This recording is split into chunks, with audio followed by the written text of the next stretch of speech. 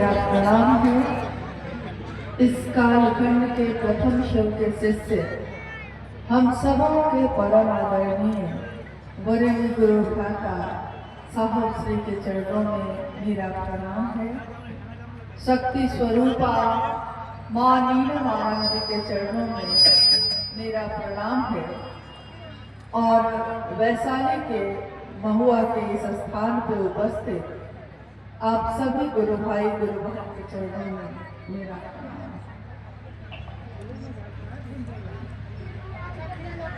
शिव की असीम दया से, अपने गुरु की असीम दया से आज का ये शिव गुरु महोत्सव घटित हो रहा है और भीषण ठंड में भी गुरु भाई गुरु बहन जिस तरह अपने गुरु के कार्य के लिए अपने घरों से निकल पड़े, उससे ये परिलक्षित होता है कि जज्बा अभी बहुत तीव्र है, गति तीव्र है।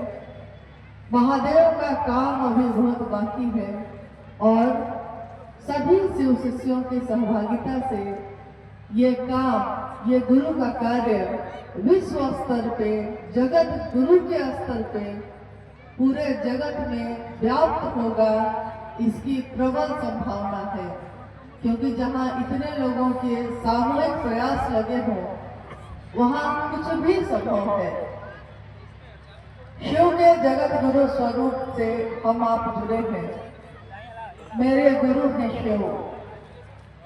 भारत भूमि, भारत देश एक ऐसा देश है जहाँ की मिट्टी में भी ऊर्जा है, जहाँ के जल में, जहाँ की अग्नि में, जहाँ की वायु में और जहाँ से आकाश दिखता है उस आकाश में भी इतनी ऊर्जा है कि वो पूरी दुनिया को प्रकाशित करता है। इसलिए भारत देश को विश्व गुरु भी कहा जाता है। भारत एक ऐसा देश है कि जब जब अज्ञानता ने, संकीर्णता ने, रूढ़िवादिता ने हम सबको अपने जंजीरों में जकड़ा है, हम सबको अपनी संकीर्णताओं में जकड़ा है, तो भारत की इस भूमि पे ऊर्जा का एक ऐसा प्रस्फुटीकरण हुआ है जिसने पूरे जगत को रोशन किया है। आपने अभी इस भजन में सुना, शिव साक्षात शिवान में आके गुरुमुख जग को किए। देखिए, शिव गुरु अपने शिष्य की तलाश में है, शिष्य गुरु की तलाश करता है, परंतु यहाँ गुरु ने शिष्य की तलाश की। और जिस शिव की पूजा सदियों से होती आई है, जिस शिव की पूजा अर्चना का अविरल प्रवाह भारत भूमि पे होता रहा है, महाकाल के रूप में, महामृत्युंजय के रूप में, महायोगेश्वर के रूप में, आदि योगी के रूप में, आदि गुरु के रूप में, उसी धरती पे, उसी स्थान आज जगत के हर कोने में ये गूंज उठ रही है कि शिव मेरे और आपके गुरु हो सकते हैं।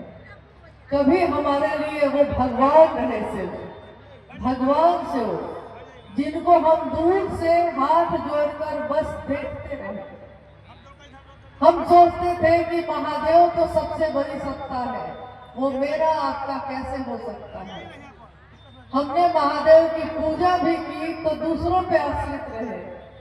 हमने रुद्र अभिषेक भी किया, रुद्र का अभिषेक भी किया, तो किसी के श्लोक पे, किसी के वाक्य पे, किसी के कर्मकांड पे, किसी के ज्ञान कांड पे निर्भर रहे।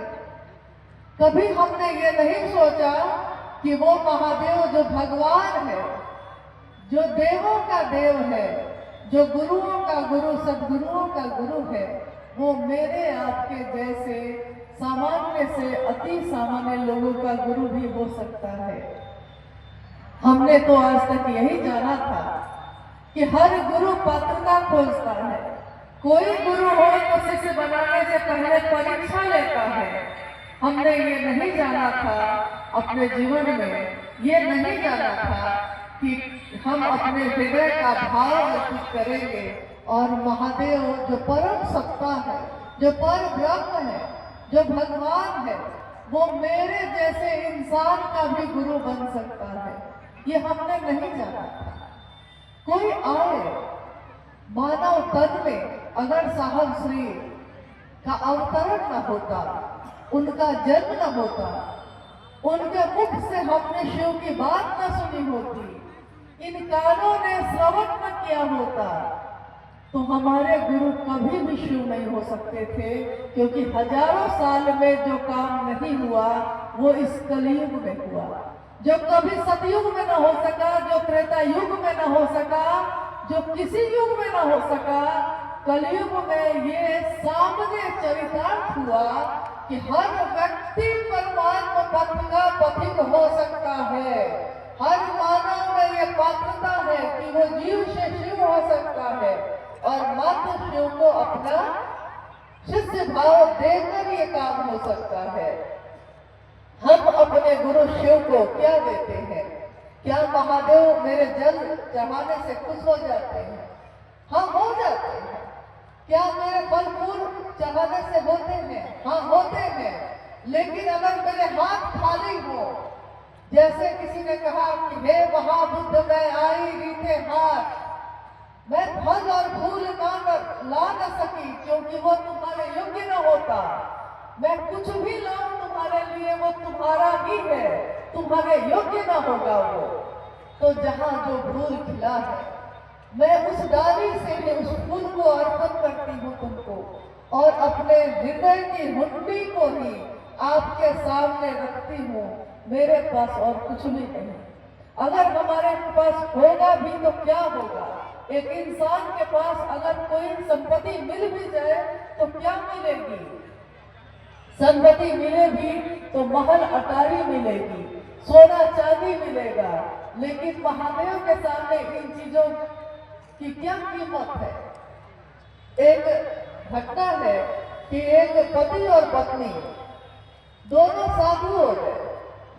साधु हो गए, अपने जीवन को चलाने के लिए रोज जंगल में जाते थे, लकड़ी काटते, रोज शहर में लाते, बेचते, जो पैसे मिलते उससे भोजन करते, अपना रहन सहन करते, बचता दूसरों गरीबों में बांट देते। पत्नी को लगता था कि पति तो बहुत बड़ा साधु हो गया। उसने अपने पति से कहा, आप जैसा मैं बन जाऊं, ऐसा आशीर्वाद दीजिए। आप तो इतने बड़े साधु हो गए कि आपका मन हर चीज से मुक्त हो गया। एक दिन की घटना है कि पति और पत्नी दोनों जंगल में लकड़ी काटकर सर पे रख के शहर की तरफ जा रहे हैं। उनके बगल से एक घुड़सवार तेजी से घोड़ा दौड़ाता हुआ गुजर गया, और गुजरते समय उन्होंने देखा कि एक थैली घुड़सवार के हाथ से छूटकर नीचे गिर गई है। घुड़सवार को पता नहीं चला, वो गुजर गया। पति ने सोचा कि मेरी पत्नी जो पीछे चल रही है, पता नहीं उसके मन में लालच तो नहीं आ जाएगा। उसने पोटली खोलकर देखी, पोटली में स्वर्ण मुद्राएं थी, सोने के सिक्के थे।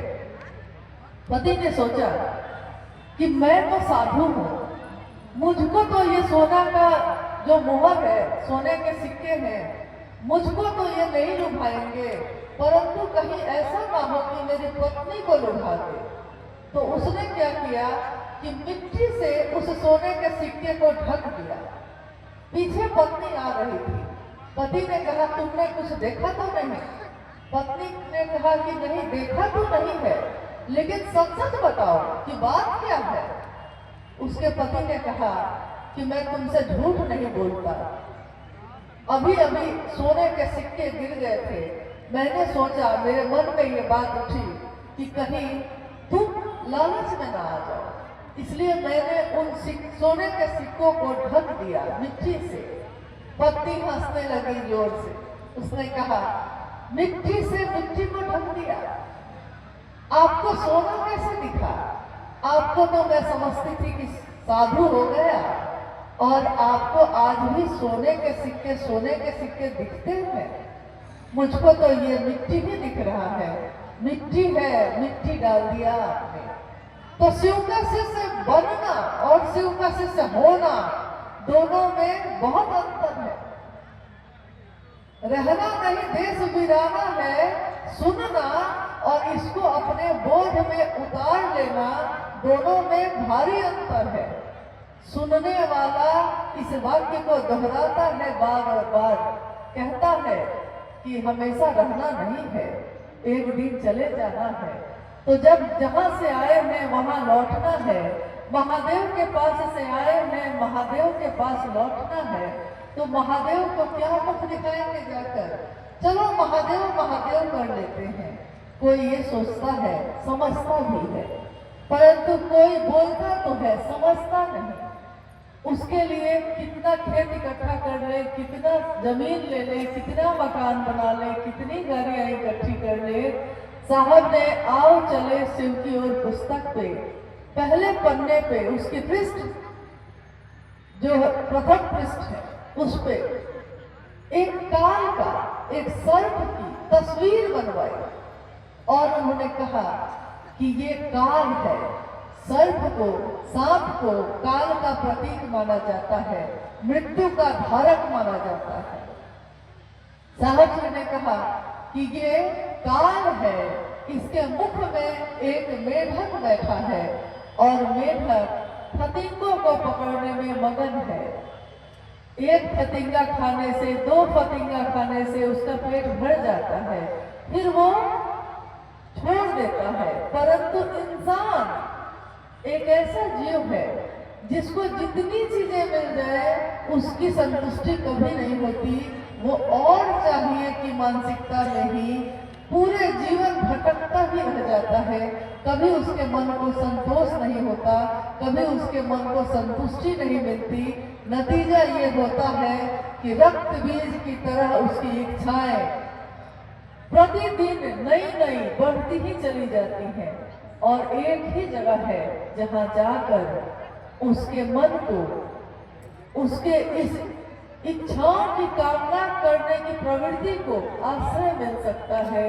वो है शिव गुरु की दया का आश्रय।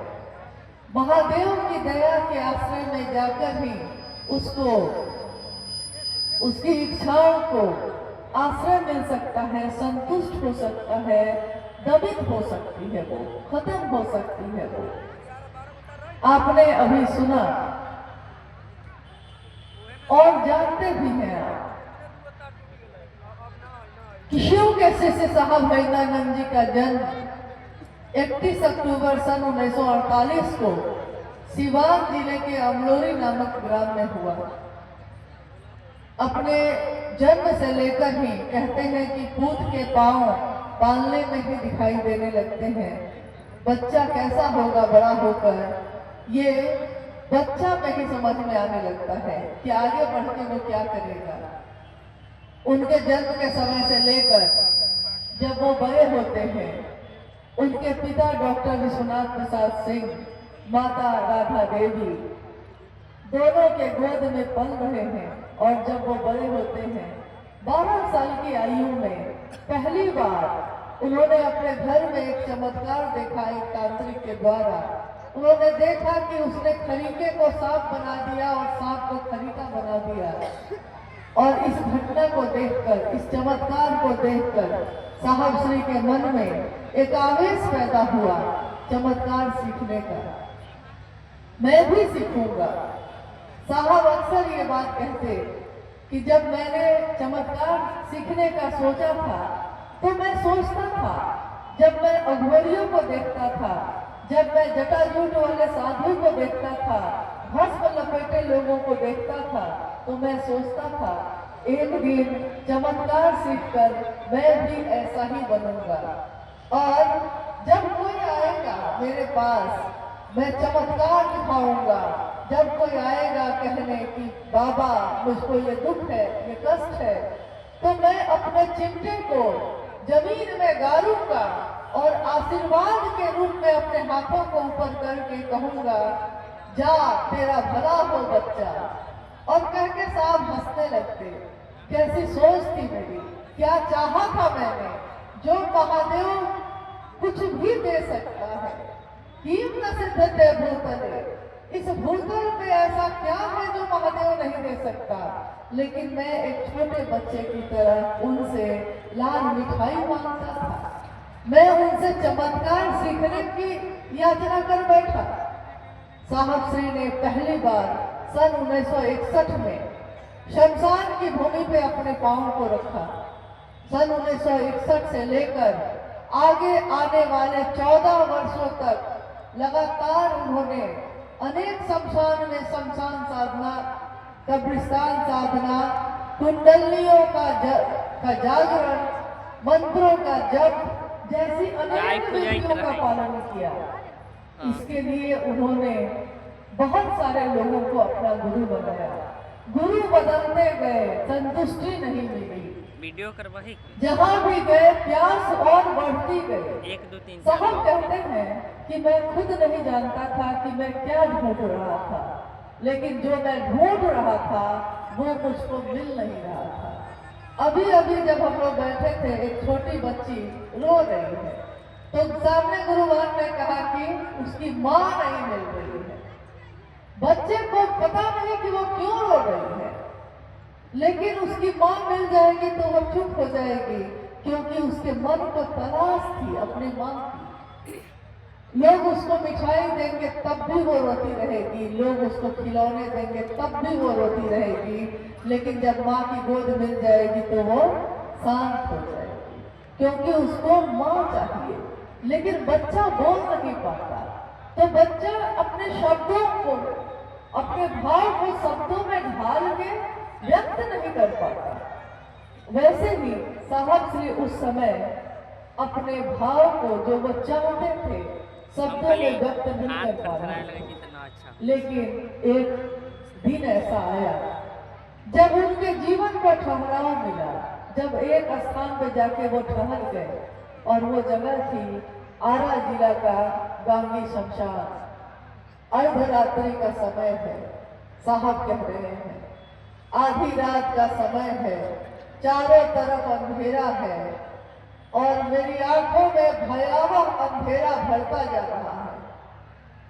मैं अपनी आंखों को उस अंधेरे में खोल कर देखने की कोशिश कर रहा हूँ, लेकिन मुझको हताशा और निराशा के सिवा कुछ नहीं मिला। मेरी आंखों में, मेरे हृदय में एक पीड़ा है, एक दर्द है, जैसे बर्फ के पहाड़ से कोई फिसल कर गिर जाए, ऊपर पहाड़ से कोई फिसलता चला जाए और उसका शरीर लहूलुहान हो जाए, तो उसके शरीर को जैसी पीड़ा होती है, वैसे ही पीड़ा, वैसा ही दर्द मेरे दिल में उठ रहा था। उस समय मेरे मन ने सोचा कि पिछले 14 वर्षों से मैं भटक रहा हूँ, इतने गुरु मिले, कहीं कुछ भी हासिल नहीं हुआ, और आज अपने जीवन को नष्ट कर लिया है, कुछ भी हासिल नहीं हुआ। इस सोच के साथ ही अचानक ही उनके मन ने ये सोचा था। गुरु की वंदना में ये श्लोक सदियों से लोग पढ़ते हैं, गाते हैं, अर्चना में इसका प्रयोग करते हैं। गुरुर ब्रह्मा गुरुर विष्णु गुरुर्देवो महेश्वर, गुरु साक्षात पर ब्रह्म तस्मै श्री गुरुवे नमः। गुरु में ब्रह्मानी शक्ति होती है, पैदा करने की शक्ति। गुरु में वैष्णवी शक्ति होती है, यानी जीवन को चलाने की शक्ति। गुरु में रुद्रानी शक्ति होती है, जीवन को लय करने की। जो लाया है उसी में तेरा वो तुझ में मिल जाओ, उसी में मिल जाएगी शक्ति। गुरु यहाँ तक कि साक्षात पर ब्रह्म, यानी वही अंश जो जीवात्मा में आता है तो जीव में आता है तो जीवात्मा कहा जाता है, मनुष्य में आता है मनुष्यात्मा कहा जाता है, और परम सत्ता में जाता है तो परमात्मा कहा जाता है, पर ब्रह्म। गुरु ये सब होते हैं। साहब ने कहा कि मेरी आदत है कि मैं हर बात का उल्टा सोचता हूँ। तो मैंने उस समय यही सोचा था कि गुरु जब भगवान होते हैं तो भगवान गुरु क्यों नहीं है, और मैंने भगवान शिव को ही अपना गुरु बना लिया था। सन 1974 में उन्होंने शिव को अपना गुरु बनाया। सन 1975 में नमः शिवाय वायु के झोंके के साथ उनके सांसों पे नमः चढ़ा, शिवाय उतर गया। सन 1977 में जब बिहार प्रशासनिक सेवा में वो आए और उनका चयन हो गया, फिर उनकी ट्रेनिंग चली और उनकी पहली पोस्टिंग हुई गया के फतेहपुर में 2 महीने तक के लिए। उसके बाद उनकी पदस्थापना हुई पाटन जो पलामू में है, और इस बीच में सन 1972 में साहब का विवाह मां नीलम आनंद जी के साथ बनातूगढ़ जो पलामू में है उस राज परिवार की बेटी राजमणि नीलम के साथ संपन्न हुआ 22 मई 1972 को। और 74 में उन्होंने शिव को गुरु माना, और आपने सुना कि 77 के बिहार प्रशासनिक सेवा की परीक्षा में वो उत्तीर्ण हुए। आपको सुन के ये आश्चर्य होगा कि अगर कोई व्यक्ति अध्यात्म के रास्ते पे चला जाता है तो फिर उससे लौकिक काम नहीं हो पाते, और अगर कोई आकर्ष डूब जाता है लौकिक कामों में तो फिर उससे अध्यात्म का काम नहीं हो पाता। परंतु शिव के शिष्य साहब हरिनानंद जी ने अपने जीवन से, अपने आचरण से ये दिखाया कि वो लौकिक कामों को भी उसी संतुलन के साथ करते रहे जिस संतुलन के साथ उन्होंने पारलौकिक विदा भी पाई। बड़ी सिद्धियां दे दी जाती हैं, छोटी सिद्धियां सायास पाई जाती हैं, परंतु बड़ी सिद्धियां अनायास दे दी जाती हैं, जो साहब श्री को मिली थी। साहब ने कहा कि एक बार एक घटना है कि उनके कार्यालय के एक पदाधिकारी जिनके घर में साहब को उन्होंने बुलाया, साहब जाते हैं, घर में बैठे हैं, देखते हैं कि पदाधिकारी के पिता जो वृद्ध हो गए हैं अपने बिस्तर पे बैठे हुए हैं और पानी मांग रहे हैं। साहब ने कहा कि उन्होंने अपने बेटे से पानी मांगा, उसने भी अनसुना कर दिया। उन्होंने अपने पोते से पानी मांगा, उसने भी अनसुना कर दिया। और साहब श्री ने कहा कि ये देखकर मेरा हृदय व्यथित हो गया। मैंने कहा कि अरे आज भी ये आपके पिता हैं, इनको पानी क्यों नहीं देते हैं? इस पे उनके पदाधिकारी मित्र नाराज हो गए कि पिता मेरे हैं और आप समझाइएगा कि पानी दूं कि नहीं दूं। यही वाक्य साहब श्री यहाँ लेकर आए। जब उन्होंने शिव को गुरु माना और शिव के शिष्य के लिए लोगों से बात करने लगे तो उन्होंने देखा कि जगत गुरु शिव तो जगत गुरु शिव है, परंतु लोग, जगत के लोग शिष्य नहीं बन रहे।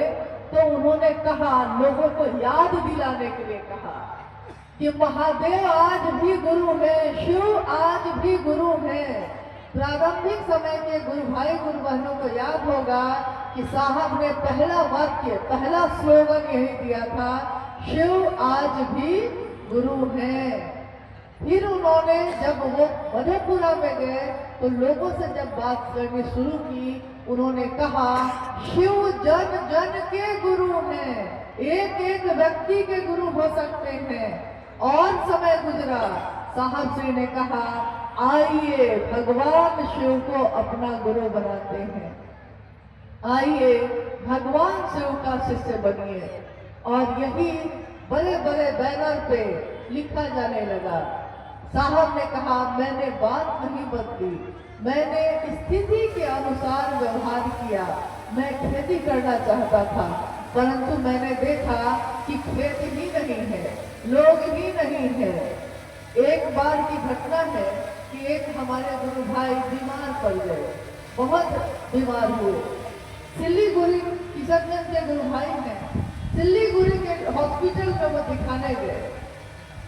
साहब उस समय रांची में रहते थे, तो साहब ने पूछवाया कि भाई फोन करके पूछो कि गुरु भाई का हालचाल लो, बीमार थे, क्या हाल है। जब फोन गया रांची से तो वो गुरु भाई उस समय एक डॉक्टर से अपना चेकअप करवा रहे थे। डॉक्टर उनके शरीर की का परीक्षण कर रहा था। तब तक फोन बजा तो इन्होंने कहा कि थोड़ा रुक जाइए। डॉक्टर साहब से कहा थोड़ा रुक जाइए, जरूरी फोन है। फोन उन्होंने उठाया, इधर से साहब की आवाज गई, क्या हाल है कन्हैया जी। कन्हैया जी जो गुरु भाई हम लोग के हैं, उन्होंने उधर से कहा कि जी डॉक्टर से दिखाने आए हैं। साहब ने कहा एकदम दिखाइए, इलाज कराइए, ठीक होइए, मिजाज बनाइए। कह के जब फोन उन्होंने रख दिया तो उस डॉक्टर ने, जो हॉस्पिटल का डॉक्टर था, उसने पूछा किनका फोन था। इनके मुख से स्वभाव बस निकल गया कि साहब का फोन था। फिर इन्होंने सोचा कि साहब कौन है ये जानता नहीं होगा, लेकिन डॉक्टर ने तुरंत कहा कि साहब हरिंद्रानंद जी की बात कर रहे हैं, शिव चर्चा वाले जो साहब हैं उनकी बात कर रहे हैं। इन्होंने कहा कि हाँ उन्हीं की बात कह रहा है, उन्हीं का फोन था। तो डॉक्टर ने कहा जिसकी बीमारी के लिए स्वयं साहब पूछ रहे हो, उसको ठीक होने से कौन रोकेगा। वो जब लौट के आए तो उन्होंने साहब से ये बात कही तो साहब ने कहा मेरा नाम हो गया लेकिन काम बाकी है अभी। नाम तो हो गया, साहब मतलब कौन, जो शिव चर्चा वाले साहब है, जो शिव शिष्यता देने वाले साहब है, परंतु साहब का संकल्प पूरा नहीं हुआ।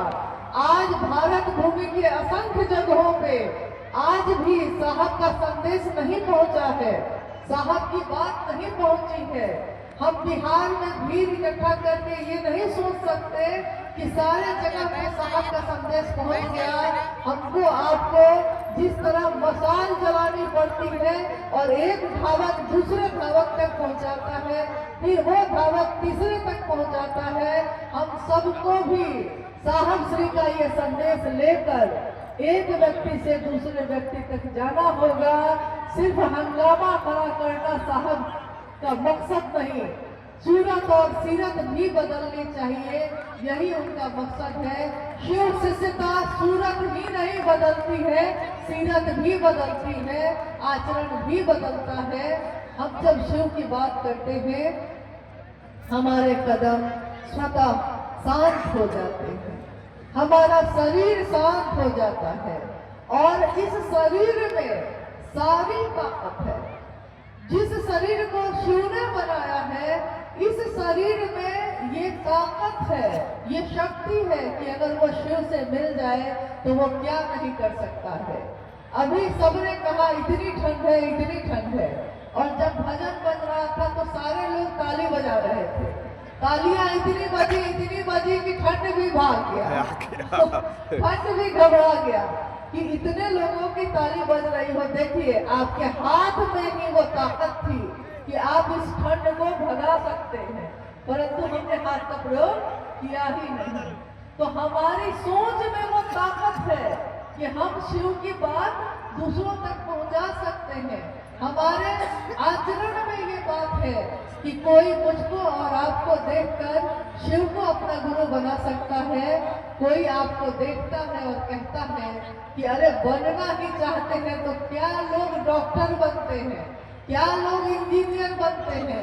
अरे बनना है तो शिव बनो, बनो तो शिव, जीना ही है तो शिव जैसा जियो, रहना है तो शिव की तरह रहना सीखो, जैसे शिव रहते हैं। चट्टानों में बैठे निहंगी शमशानी परम शांत, शांति की प्रतिमूर्ति वो शिव, और माँ भवानी उनकी प्रथम शिष्या। आपने सुना कि शिव आदि गुरु है, तो जब कोई आदि गुरु होगा यानी प्रथम गुरु, जब कोई प्रथम गुरु होगा तो कोई प्रथम शिष्य भी होगा। जब कोई डॉक्टर होगा तो वो पहली बार किसी मरीज को देखेगा, पहली बार वो डॉक्टर होने का फर्ज अदा करेगा, पहली बार वो अपना जो उसका रूप है डॉक्टर का, उसको चरितार्थ करेगा जब वो किसी मरीज को देखेगा और उस मरीज का इलाज करके उसको ठीक कर देगा। तो पहली बार अगर कोई कहता है मैं शिव का शिष्य हूँ, तो पहली बार जब कोई शिव का शिष्य है तो कोई गुरु पहला होगा, पहला गुरु होगा तो पहला शिष्य भी होगा। माँ भवानी शिव की प्रथम शिष्या कही गई, शिव की शक्ति, इसीलिए आगम और निगम की बात की गई। आगम का अर्थ होता है शिव के द्वारा जो ज्ञान भगवती को दिया गया उसको कहा गया आगम, और भगवती के द्वारा जो संसार को ज्ञान दिया गया उसको कहा गया निगम। इसीलिए शिव की शक्ति माँ भगवती के अर्चना में ये गाया जाता है, आगम निगम बखानी तुम शिव पटरानी। इसीलिए इस शब्द का अर्थ यही है। आज के इस शिव गुरु महोत्सव में जहां दूर दूर से आप सभी गुरु भाई गुरु बहन आए हैं और आपने इस बहुत ठंडे मौसम का सामना किया है, हम सबका उद्देश्य मात्र एक ही है कि महागुरु महादेव मेरे आपके गुरु हो गए हैं, परंतु हर व्यक्ति के गुरु नहीं हुए। हमारे गांव में, हमारे आसपास में भी बहुत जगह पे स्थान अभी खाली है। बहुत सारे लोग ऐसे हैं जिन्होंने शिव को अपना गुरु नहीं माना है और वो हमको और आपको देखकर ही मानेंगे। तो जब भी शिव की बात होती है, शिव भाव से संजात एक सामान्य भावाचरण भी संसार के लिए अनुकरणीय होता है। शिव भाव से संजात का अर्थ होता है भीगा हुआ। शिव का भाव, गुरु का भाव जब भीगता है, शिष्य के भाव में उतरता है, तो उसका एक सामान्य आचरण भी उसको भी देखकर जगत के लोग सीखते हैं और कहते हैं कि इसके जैसा ही हमको भी बनना है। ये शिव का शिष्य बनकर इतना सुंदर हो गया, इसका आचरण, इसकी बोली इतनी सुंदर हो गई, मुझको भी शिव का शिष्य बनना चाहिए। लोग अपने घर परिवार बहू बेटी सबके नाम की घोषणा कराते हैं। जब आपको देखते हैं, हमको देखते हैं, कहते हैं कि इतनी सुंदर बात से हम वंचित क्यों रहे। संसार में हमेशा एक जैसा समय नहीं रहता, समय बदलता है, सत्यता बदलती है, हमारी आपकी बदलती है, परंतु शिव की सत्यता नहीं बदलती। आज हमारी सत्यता है कि हमको कंबल अच्छा लग रहा है, ठंड का समय है, 2-3 महीने के बाद हमको पंखा अच्छा लगेगा क्योंकि गर्मी का मौसम आ जाएगा। सत्यता हमारी बदलती ही रहती है। आज जिससे प्रेम है कल उससे नफरत हो सकती है, कल जिससे नफरत थी उससे आज प्रेम हो सकता है। सत्यता हमारी और आपकी बदलती है। आज जो युवा है, आज जो सुंदर है, कल उसकी सुंदरता बदल सकती है। वो वृद्ध हो जाएगा, चेहरे में झुर्रियां पड़ जाएंगी, शरीर काम नहीं करेगा, सुंदरता बदल जाती है। परंतु एक सत्ता ऐसी है जिसके बारे में हमारे ऋषि मुनियों ने भी कहा कि जिसकी सुंदरता कभी नहीं बदलती, सत्यम शिवम सुंदरम। सत्य शिव है, सुंदर शिव है, उसकी सुंदरता कभी नहीं बदलती। तो हमको और आपको उसका साथ लेना चाहिए जिसका सत्य नहीं बदलता, जिसकी सुंदरता नहीं बदलती। आइए हम सब उस भगवान शिव का साथ लें जिसका साथ मिलने से जीवन की दशा और दिशा दोनों बदल जाती है। मैं नहीं जानता, साहब श्री ने लिखा है अपने पुस्तक में, और कोरोना काल में लिखा। उन्होंने कहा, मैं नहीं जानता संसार की दशा और दिशा शिव के बगैर कैसी होगी, परंतु यह मैं जानता हूँ कि शिव के साथ मानवता सबल होगी, सुसबल होगी, सुवासित होगी, सुगंधित होगी और हमेशा समानता, सहृदयता, शांति के सुमन खिलाएगी। ये मैं जानता हूँ। आज देखिए, आज हम शिव के शिष्य गुरु भाई और गुरु बहन बने हैं, तो क्या हम में अंतर आया?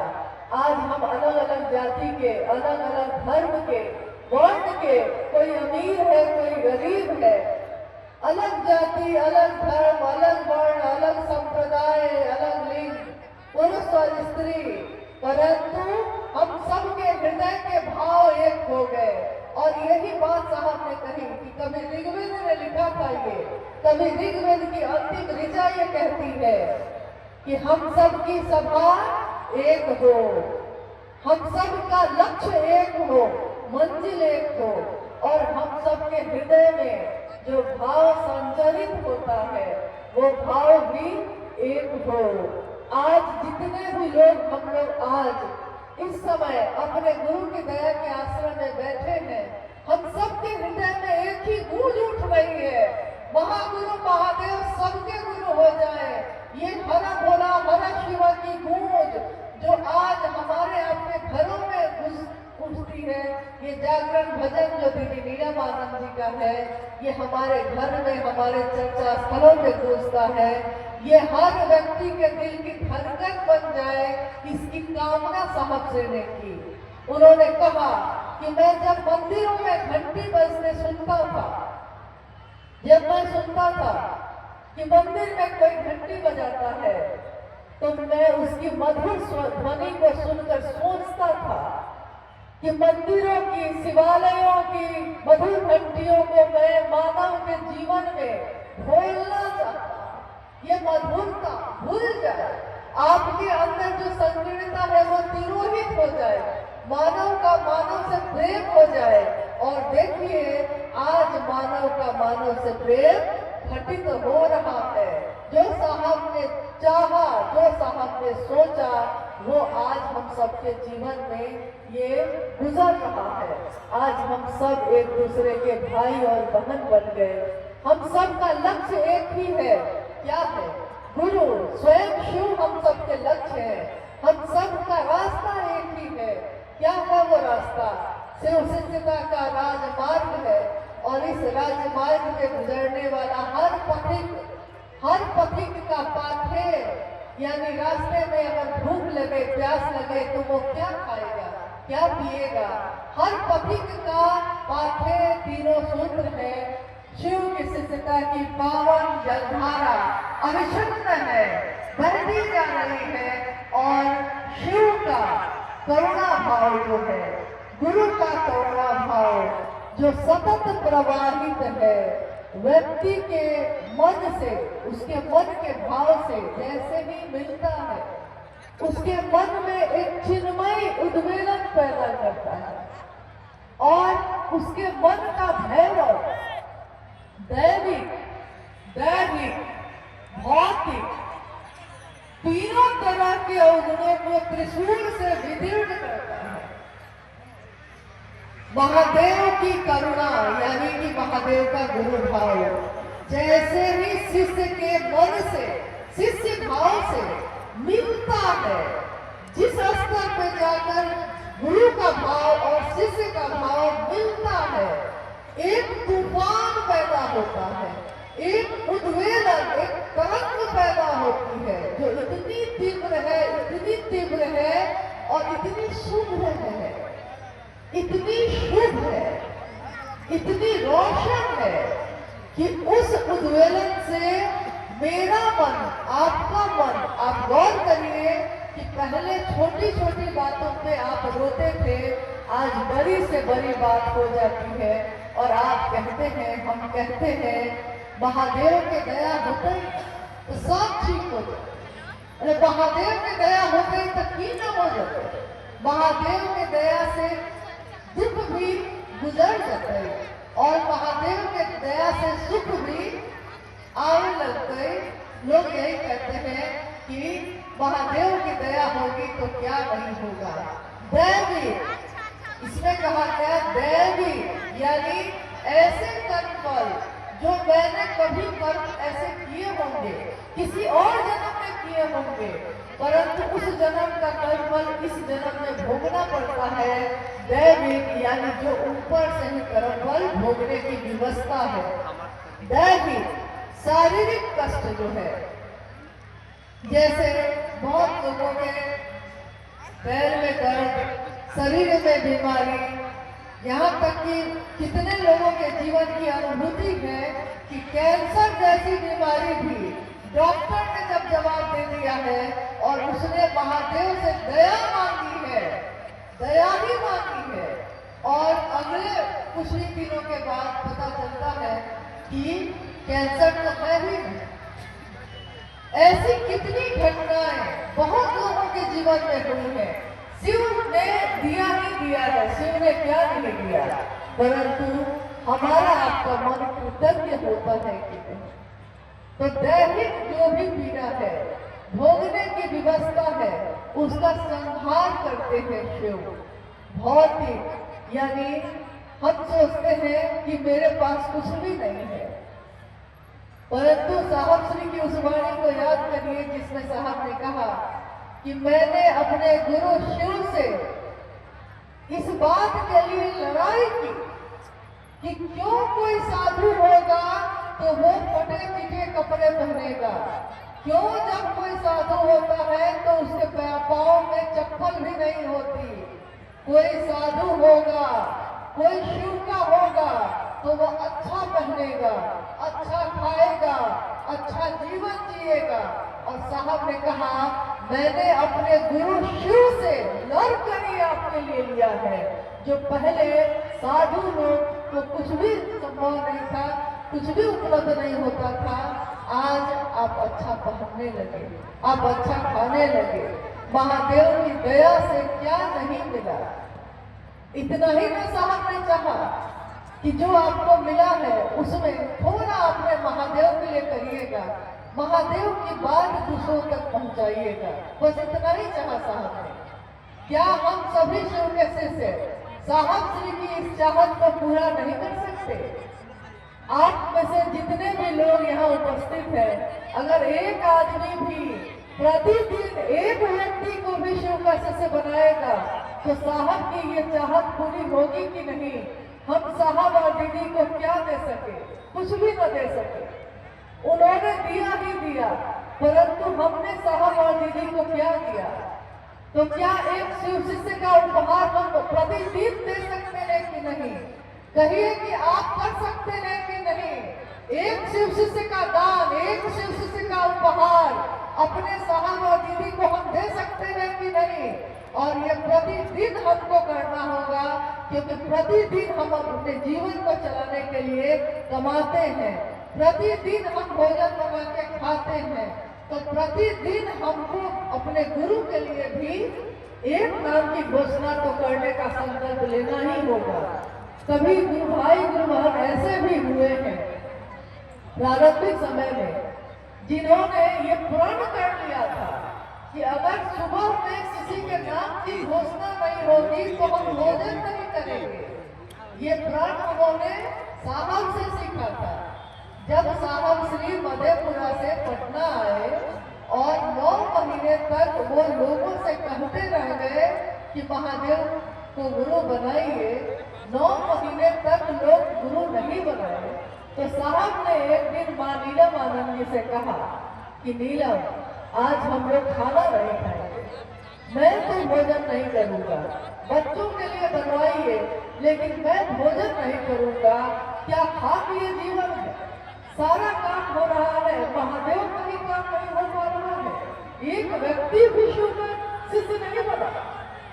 और उसी के अगले दिन साहब के पिताजी के एक मित्र थे हरि काका, उन्होंने शिव को अपना गुरु बनाया था। तो साहब ने अपने आचरण से जो दिखाया उसको शिव के शिष्यों ने सीखा।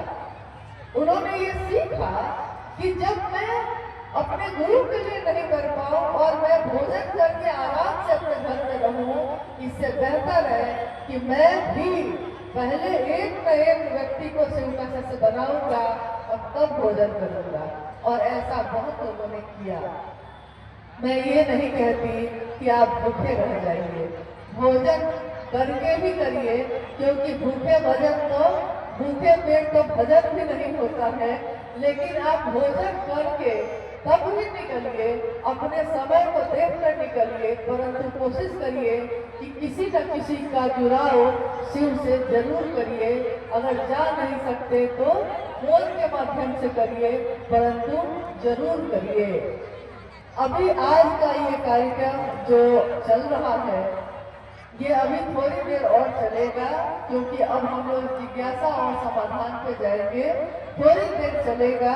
आप देख रहे हैं कि मैदान में स्थान का अभाव है और सारे गुरु भाई गुरु बहन हैं, तो हमारे आपके आचरण से किसी को कष्ट नहीं होना चाहिए। तो मेरा निवेदन है आप सबसे कि थोड़ी देर और जहां आप हैं, जिस स्थिति में है, उसी स्थिति में उसी तरह से शांत चित्त होकर खड़े रहिए, बैठे रहिए, जैसे आप हैं वैसे रहिए।